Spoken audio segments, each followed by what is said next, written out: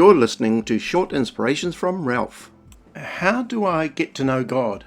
Part 5. This is a follow-on series from Does God Really Exist? We're looking at the barriers that people can put up in getting to know God. What stops a person? One of them is, what would people think? Well, we've said, how does that feature when we're talking about an eternity with God? When we're talking about the infusion of this great thing called hope into our lives for this world and the world to come. The second barrier we looked at was what I called broad highway syndrome, where many people can just follow along with what everyone else is doing, just following other people. Whereas the real key for this is to think for yourself, not let other people think for you when it comes to getting to know God. Another barrier in getting to know God is what I would call the pace of life that we live in and the multitude of things around us that distract us from even looking towards the heavens, towards God.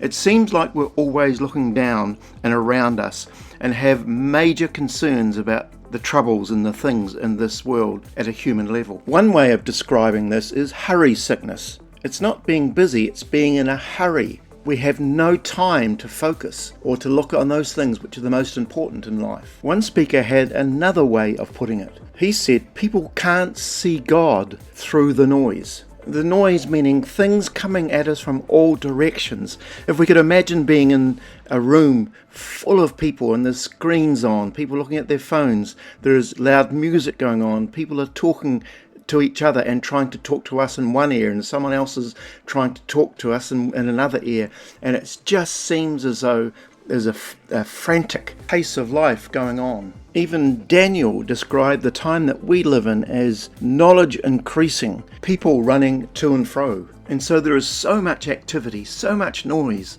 always looking down or around us. We no longer look up to the heavens to see God. Jesus talked about this in Matthew 24, when he seems to indicate that there is major distraction going on at the time of the end. And he says in verse 37, "For it will be exactly like it was in the days of Noah, when the Son of Man appears. Before the flood, people lived their lives eating, drinking, marrying, and having children." Now, when you look at a list like that, what's wrong with that? They don't sound like grievous sins, but what he's talking about is people no longer having time for God, but being mostly concerned with those things that are temporal and other concerns of natural man.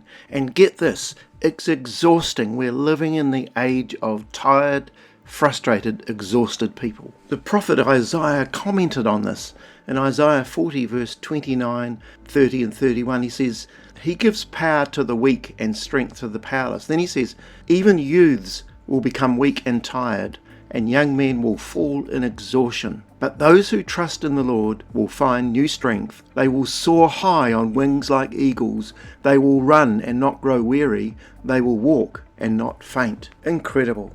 There's another aspect to this noise or to this frenetic pace that we're encountering in this age in which we live. And that is the love of money and material things. Love of our stuff. Get this. In the Bible, there are roughly 2,350 verses concerning money, and nearly 15% of everything that Jesus spoke about related to money and possessions. So it's very important. Of course, as we said, it's the love of money, the obsession with it, which is the problem. Someone once said, if you keep feeding the lion, it forgets that it's in the cage. So money and possessions can become like a drug that fools us into thinking that we don't need God and that we're not really the prisoners of sin. Solomon said, whoever loves money never has enough. Whoever loves wealth is never satisfied with their income. Ecclesiastes 5:10. This is why Jesus said it's harder for a rich man to enter into heaven than for a camel to go through the eye of a needle. He's not slamming wealth itself.